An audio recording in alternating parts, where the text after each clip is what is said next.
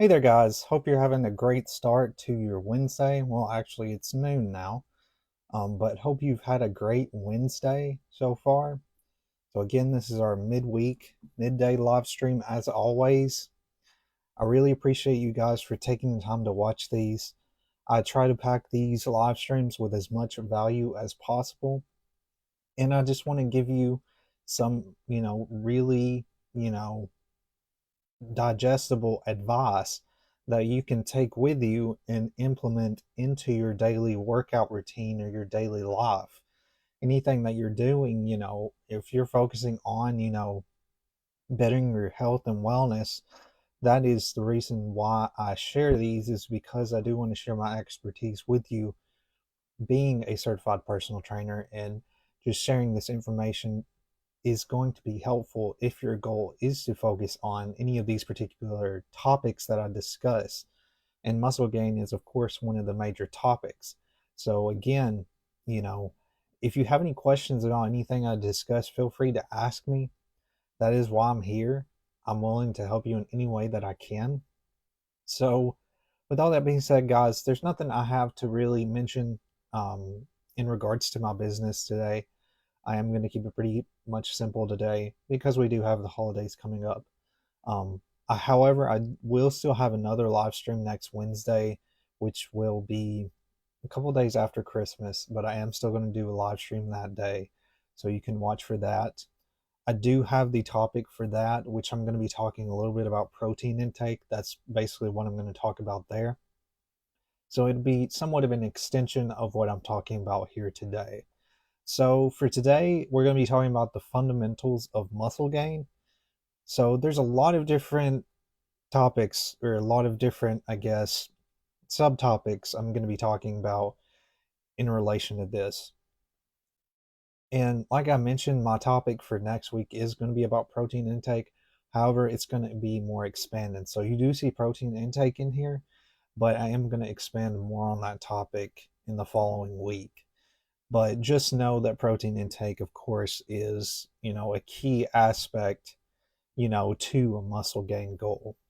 So, muscle gain, also known as hypertrophy, is a complex process influenced by various factors. So, we've got the table of contents here on everything that I'm going to be discussing today. We're going to be talking a little bit about resistance training, progressive overload, protein intake, caloric surplus, nutrition timing, adequate recovery, as well as flexibility. So, this is all that we're going to be discussing here today in this stream. So let's go ahead and get started with talking about resistance training. So, of course, the first thing you need to keep in mind is that resistance training is the most important aspect of getting started with, if your goal is focusing on muscle gain. Now, there's a bunch of different exercises that I can mention, but let's go ahead and sort of define exactly what resistance training is.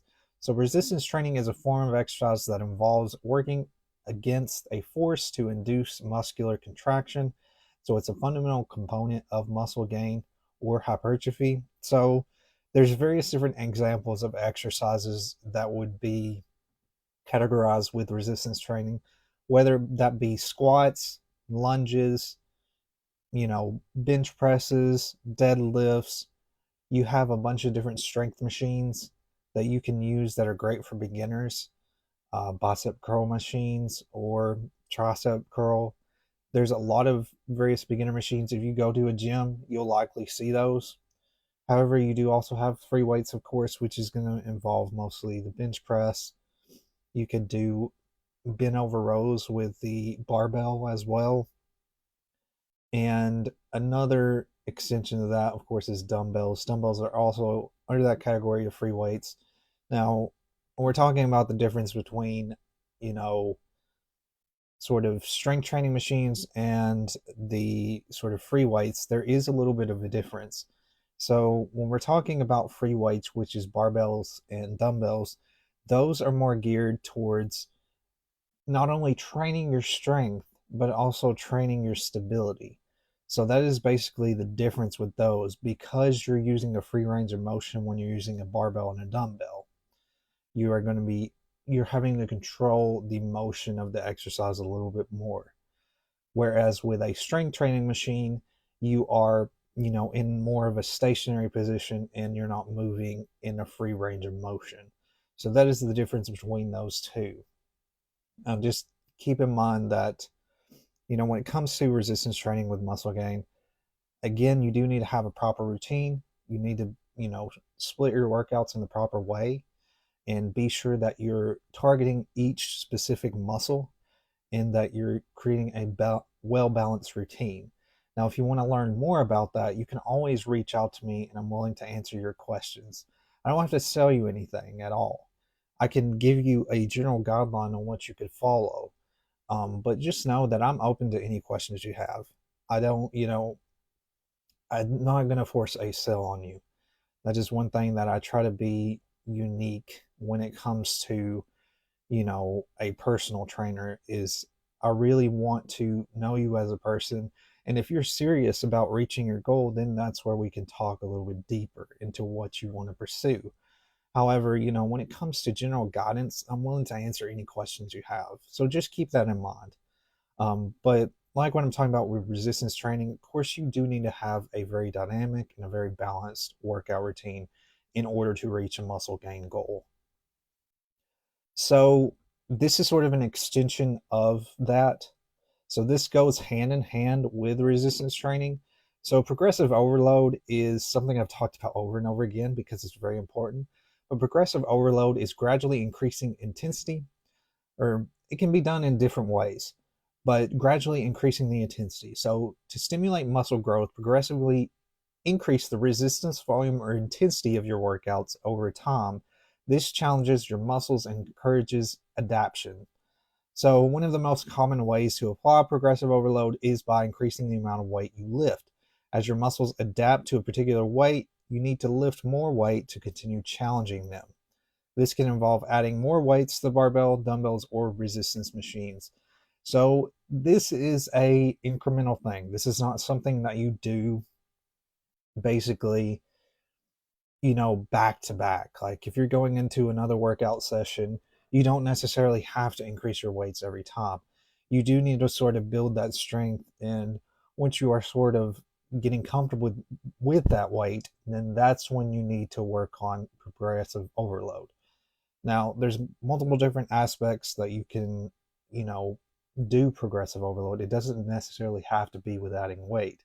You can add intensity to that. So, for example, you could add a little bit more reps. So, say you did an exercise last week that was maybe you're doing 4 sets, and the exercise you did last week, you were basically counting in 7 reps for each set. So, a way that you could increase, sort of go in that progressive overload, you know, with your next workout is to, increase the reps. So, go into your next workout, adding maybe 2 extra reps than you would normally have made. So, maybe last week you did 7. Let's try to increase it to maybe 9 or 8.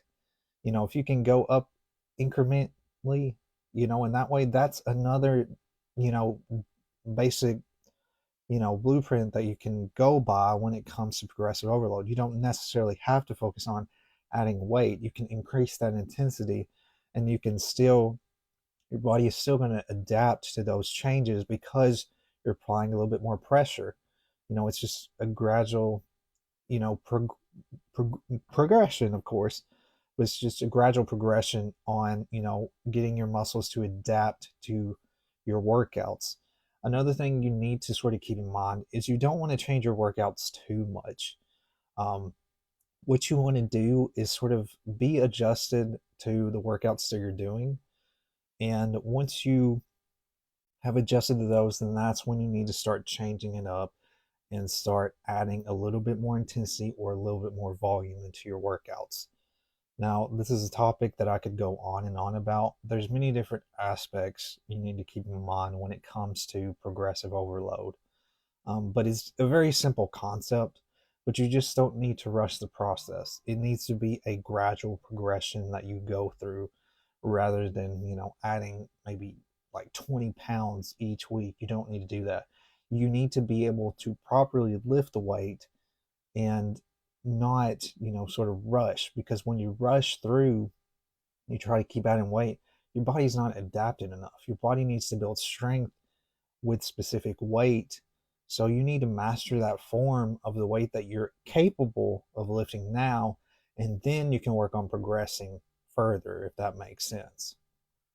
So, protein intake, and I'm going to talk about a little bit more about this next week. So, protein intake is a critical factor in the process of muscle gain. Proteins are essential macronutrients composed of amino acids, and they play a central role in muscle protein synthesis, otherwise known as MPS, the process by which the body builds and repairs muscle tissue. So that's what muscle protein synthesis is.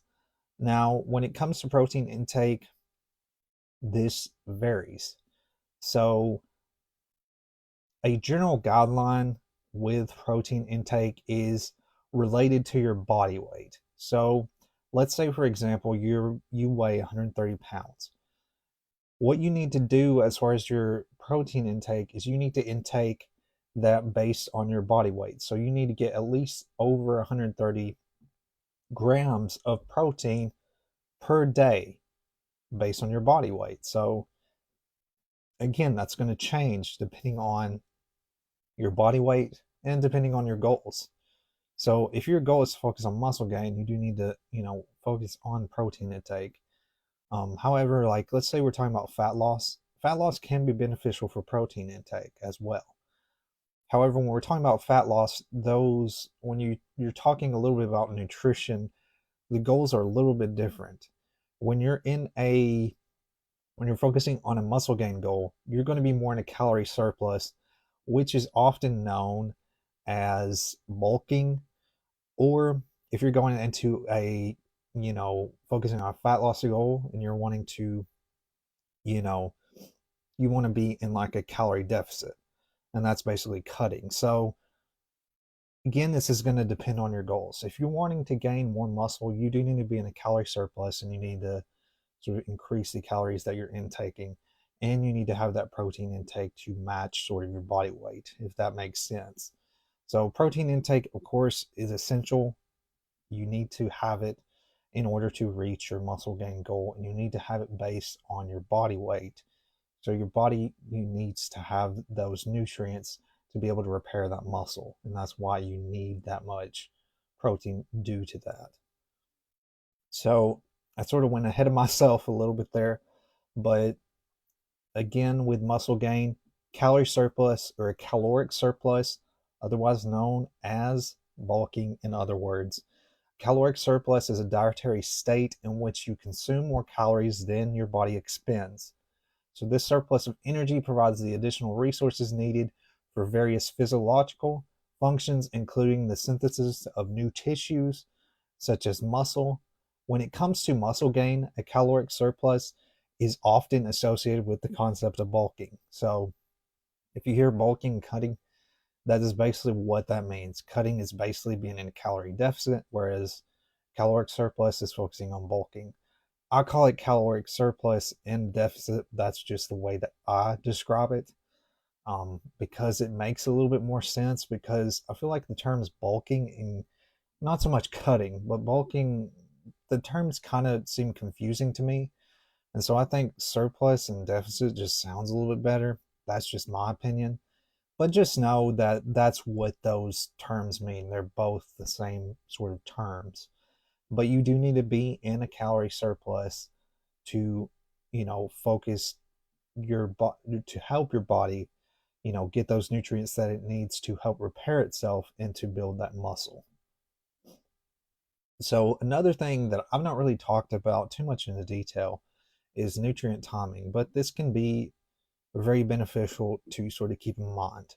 So nutrient timing refers to the practice of strategically planning and timing the intake of specific nutrients such as carbohydrates, proteins, and fats around periods of exercise or other activities to enhance performance recovery and specific fitness goals, including muscle gain. So the idea is to optimize the body's use of nutrients during critical time windows.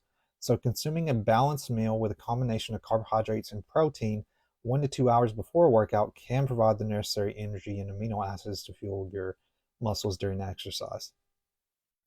Now, take in going through this and discussing this, I don't want you to get the impression that you necessarily have to do this to reach a muscle gain goal.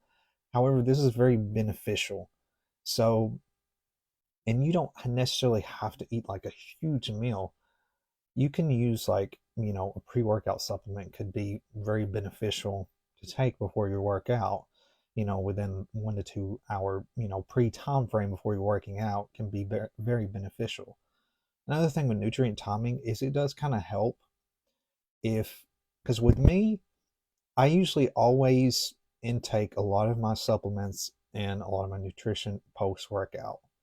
So drinking protein or like, protein powder after your workout is going to help with your muscle repair process because your body is finishing with that workout and your muscles are basically, sort of torn. So, not torn in a bad way, but your muscles sort of basically, have a lot of pressure put on them. And so, when you basically put more protein intake into your diet after your workout, it's going to help with that muscle repair process and recovery process of your muscles. So that and creatine I usually take outside of my workouts. Again, this is sort of a nutrient timing thing. But with pre-workout or having sort of a good balanced meal can be a great idea as well because if you have carbohydrates and protein, that's going to help with sort of the energy and sort of propelling you into your workout. So that's basically what I'm talking about here. Nutrient timing can go before and after. So I do recommend, basically getting more protein intake after your workout, creatine after your workout. And the reason why I say post is because your body is in that recovery and repair process. You're done with your workouts. So that's what I would say with those. However, a decent meal before would be a great idea. A balanced meal. You don't want to have something too heavy, but that can help with energy, coming from carbohydrates. And then that protein is going to help you feel full. So that's a good factor that you can keep in mind with your muscle gain goal. However, it just kind of depends on your goal again. If you're focusing on muscle gain, this is great advice. But again, talking about fat loss, that can be a little bit of a different subject. So adequate recovery, this is another big thing to keep in mind when it comes to muscle gain. And this goes hand in hand basically with fat loss as well, or weight loss, however you want to define it. But adequate recovery is a critical aspect of muscle gain as it allows the body to repair and grow stronger after the stress and damage incurred during intense physical activities such as resistance training.